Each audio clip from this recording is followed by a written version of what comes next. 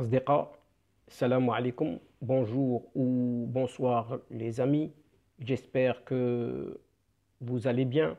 Bienvenue sur votre chaîne Bled Magharibia qui attend vos encouragements en la partageant auprès de vos connaissances et autour de vous. Merci de nous recevoir chez vous et parmi vous. Et cette 62e vidéo vient modestement vers vous pour vous proposer votre ce qui fait débat habituel et que vous commencez à connaître désormais, c'est-à-dire ce qui fait discussion entre nous tout simplement. Le CQFD donc de votre Bled Magharibia revient aujourd'hui sur cette opération nommée Marhaba 2021 pour se pencher et se repencher sur cette offre spéciale de la Royal Air Maroc qui s'adresse à tous les voyageurs, quelle que soit leur nationalité, et pas uniquement aux Marocains résidant à l'étranger. En effet, tout le monde peut l'affirmer que c'est une offre exceptionnelle mise en place par la Royal Air Maroc qui ne s'adresse pas uniquement aux Marocains du monde, mais concerne aussi les clients de la compagnie conformément à la loi de l'offre et de la demande et qui n'est pas discriminatoire, confirme cette même compagnie aérienne. Et étant donné le succès de cette offre, la RAM fera revoler ses Boeing 737 MAX à partir de juillet prochain. Et en préambule de cette opération Marhaba, Royal Air Maroc inaugure tout de même sa ligne aérienne reliant la ville de Dakhla à la capitale parisienne. Enfin, la cerise sur le gâteau de cette opération Marhaba, une indemnité de transport maritime sera versée au profit des Marocains résidant à l'étranger, voyageant à bord des lignes reliant les ports de France, d'Italie et du Portugal à ceux du Maroc. Pendant ce temps, l'aéroport d'Alger et la compagnie aérienne Air Algérie sont au cœur d'une énième ou d'un énième scandale de vol dans les bagages. Mais commençons, si vous le voulez bien, par observer cette grille tarifaire agressive dans le dispositif historique mis en place par la compagnie aérienne nationale, la Royal Air Maroc, en réponse aux instructions du roi Mohamed VI pour faciliter l'acheminement des ressortissants marocains à l'étranger. Cette offre n'est pas discriminatoire puisqu'elle est ouverte à tous les passagers, quelle que soit leur nationalité, et pas uniquement aux Marocains résidant à l'étranger. La compagnie a tenu à rappeler que les offres exceptionnelles actuelles au départ de l'étranger sont programmées pour tous nos clients, qu'ils soient étudiants, touristes, Marocains résidant à l'étranger, expatriés résidant au Maroc, africains, donc à tout le monde. Et lundi 14 juin dernier, lors d'un point de presse, Abdelhamid Addou, président directeur général de Royal Air Maroc, avait été parfaitement clair sur cette question. Et il a affirmé que cette offre n'est pas discriminatoire, sans quoi nous serions hors la loi, et ce sont des billets ouverts à tous nos clients, a-t-il affirmé. Lorsqu'un client se rend sur la plateforme de la Royal Air Maroc ou dans une agence, il n'y a pas moyen de savoir s'il s'agit d'un MRE ou pas, avait-il expliqué. La loi ne permettant pas aux services commerciaux de la compagnie d'exiger la présentation d'une carte de séjour aux clients qui réservent leur billet. Et le dispositif de la RAM est entré en vigueur le 15 juin dernier et se prolongera, quoi qu'il en soit, jusqu'au 30 septembre. La compagnie a donc mobilisé pour cette opération un total de 3 millions de sièges à des prix très abordables et face à la saturation de plusieurs vols sur l'offre faite par la Royal Air Maroc au MRE, la compagnie nationale a annoncé ce jeudi dernier, 17 juin, la programmation de vols additionnels, donc de vols supplémentaires couvrant la période du 29 juillet au 4 août et celle du 2 au 8 septembre.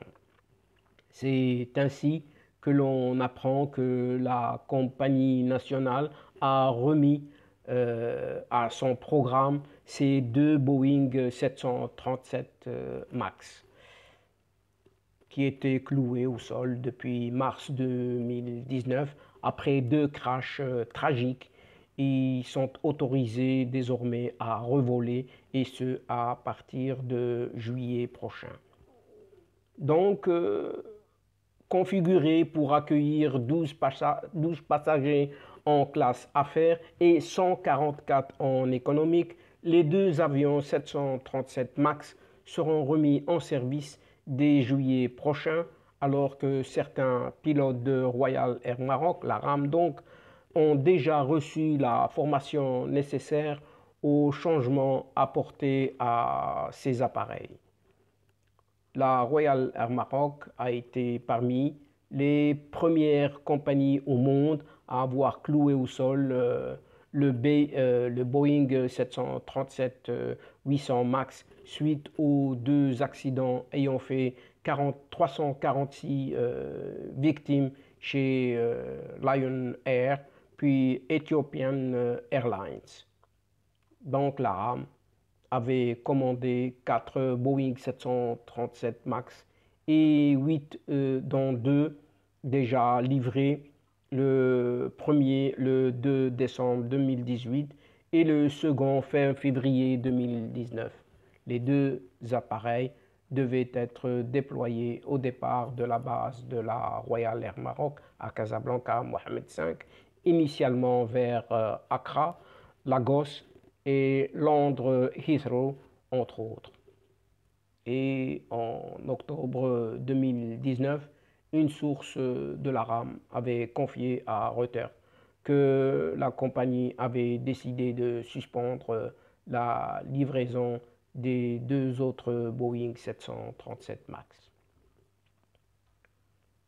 Et en décembre 2020, le président directeur général de la RAM, Abdelhamid Addou, a laissé entendre que la compagnie allait céder 6 appareils Boeing 737-700.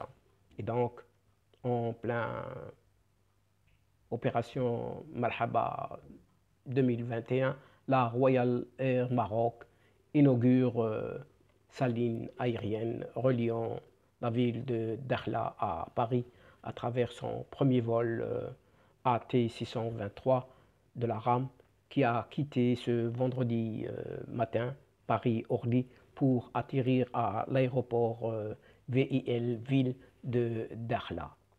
En effet, ce vol constitue une première historique s'agissant de la première ligne aérienne internationale reliant Dakhla à une métropole du continent européen, à l'exception de la ligne Dakhla-Las Palmas de Grande Canarie, indique un communiqué de la compagnie nationale, la RAM. Quelques 80 passagers ont pris place à bord du Boeing 737-800 de la RAM pour ce vol inaugural d'une durée de moins de 4h30. 1 à 2 fréquences par semaine seront lancées dans un premier temps les mardis et vendredis pour une montée crescendo progressive de la programmation selon la demande. Et cette nouvelle route touristique a été initiée en étroite collaboration avec l'Office national marocain du tourisme, l'ONMT, précise la RAM, ajoutant qu'elle permettra de renforcer le positionnement économique stratégique de la région de Dakhla Oued el-Dahab, tout en contribuant à accélérer la relance du secteur touristique sur une destination qui connaît un essor remarquable. Et la Royal Air Maroc a toujours accompagné le tourisme marocain en ces temps de crise. Il est nécessaire donc de travailler ensemble pour la relance de ce secteur stratégique pour notre pays, a déclaré Hamid Addou, président directeur général de la Royal Air Maroc. Cette nouvelle ligne directe permettra de faire profiter les visiteurs internationaux de la ville de Dakhla et de l'expérience Maroc dès l'embarquement à Paris, a-t-il ajouté. La Royal Air Maroc rappelle que Dakhla, qui bénéficie d'une excellente situation sanitaire, est également plébiscité par les voyageurs nationaux au moment des vacances de la fin d'année 2020. Elle rappelle à cet égard que la liaison Casablanca-Dakhla a enregistré des records avec 3 fréquences par jour du 18 décembre 2020 au 5 janvier 2021. Enfin, cerise sur le gâteau de cette opération Marhaba 2021, une indemnité de transport maritime sera versée au profit des Marocains résidant à l'étranger, voyageant à bord des lignes reliant les ports de France, d'Italie, du Portugal à ceux du Maroc. En effet, la décision a été prise lors du Conseil du gouvernement réuni en présentiel jeudi sous la présidence du chef du gouvernement marocain qui a adopté le projet de décret numéro 21.4792 instituant cette indemnité. Ce projet vient en application des instructions royales, indique un communiqué publié à l'issue du Conseil, et le projet de décret vise à fixer une indemnité à titre exceptionnel au profit des Marocains résidant à l'étranger effectuant un seul et unique aller-retour par voie maritime durant la période allant du 15 juin au 30 septembre précis-t-on. Les mécanismes et autres modalités de déboursement de cette indemnité seront fixés par décision commune entre le ministre de l'Équipement, du Transport, de la Logistique et de l'Eau et le ministre de l'Économie, des Finances et de la Réforme de l'administration, a conclu la même source. Et pendant ce temps,